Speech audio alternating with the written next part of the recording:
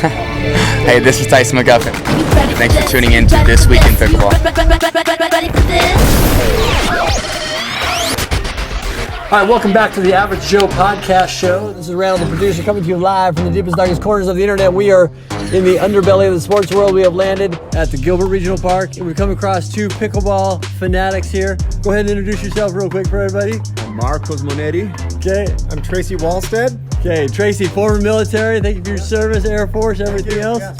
And then Marco, you've got so much stuff going on. Let's see, you've got interpreting, graphic artist, video, all this kind of stuff. We're just wrapping up our coverage of the PPA 2021 kickoff for the 2021 season here. What is it that you love about pickleball? Let's start with that, Marco.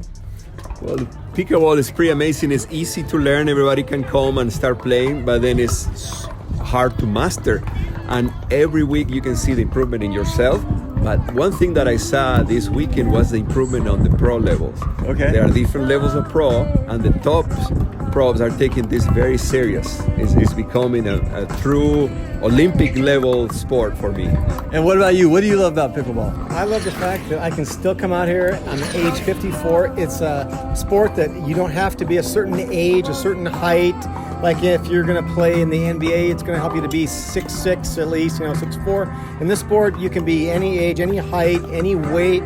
Come out and play. It's not expensive to get started in, and it's fun. It's a fun sport. Your family can come out with you and play, and it's growing. It's the fastest growing sport in the world, and it's just really, really fun to play. A lot, and you can play men, women. You don't have to just play men against men.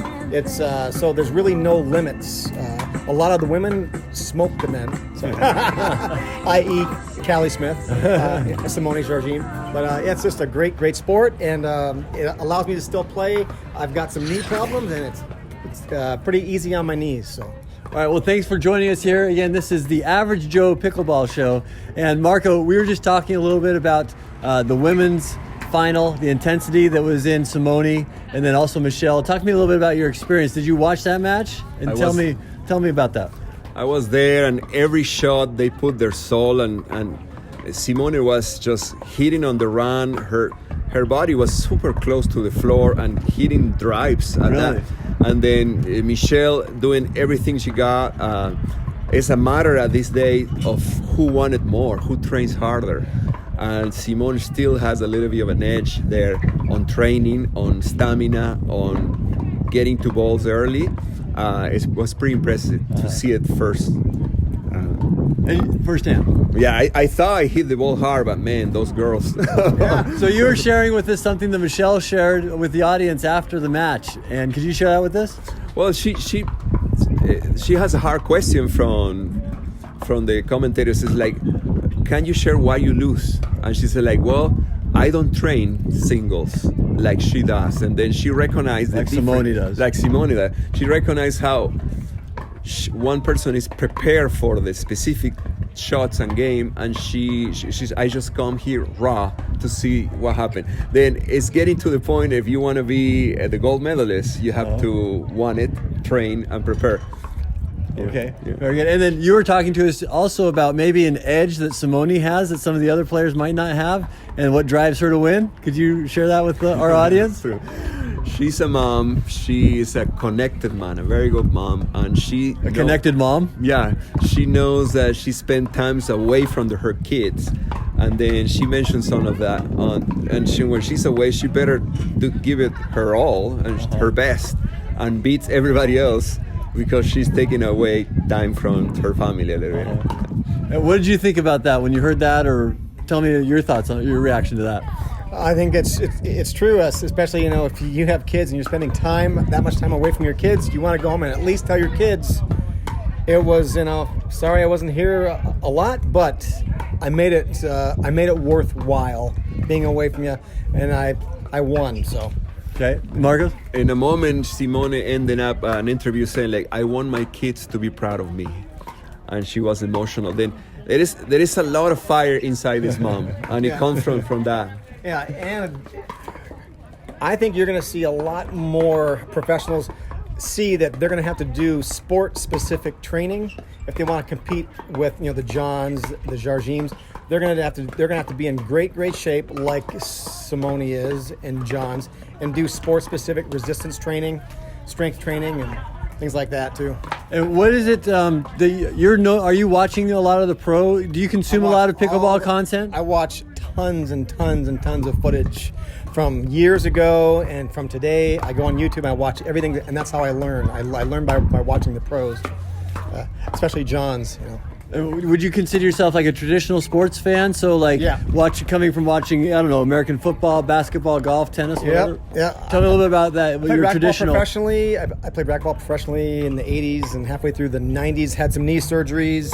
But I also, as a kid, I did Little League. I did Pop Warner football. I played rugby in the military, did powerlifting and everything else. I did all the sports, but with this sport, it's you get hooked on it, and it's kind of unlike any other sport, just because it's open to everybody of all heights and weights and ages and genders. And what about like your viewing habits? I want to get into like your viewing habits. So did you grow up, I guess, watching football and basketball, or what did you watch? Like the NFL, Minnesota, NBA? And when I grew up in Minnesota, in my household, on Sunday you couldn't do anything except watch the Vikings.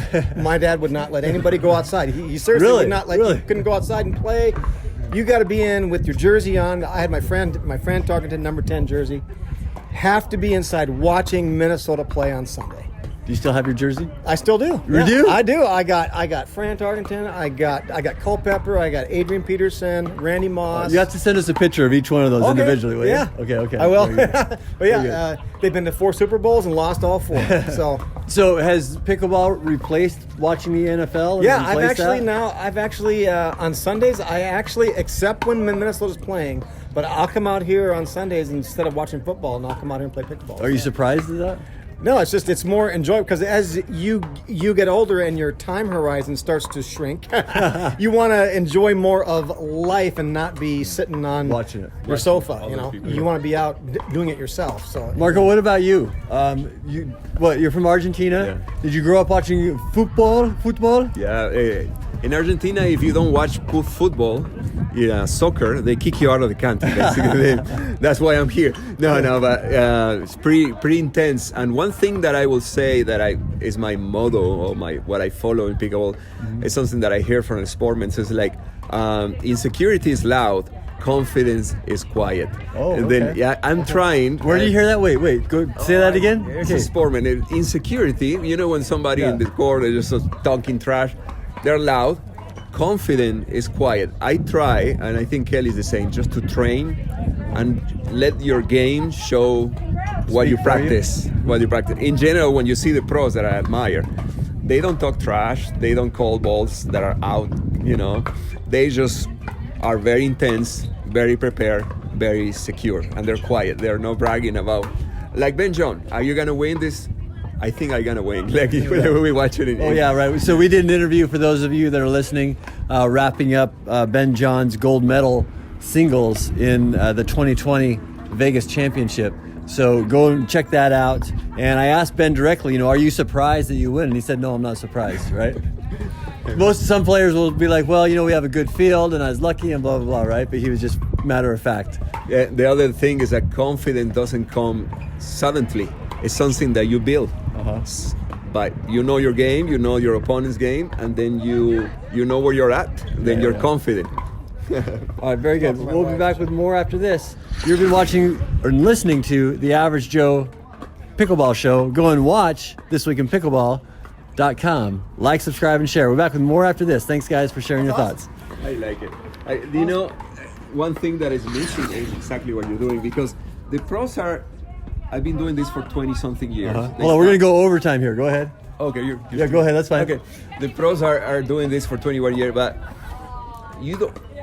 the average player are not going to achieve that because you start late. But the 80-90% of the players are like your average player, and you have to strive to be the best that you can.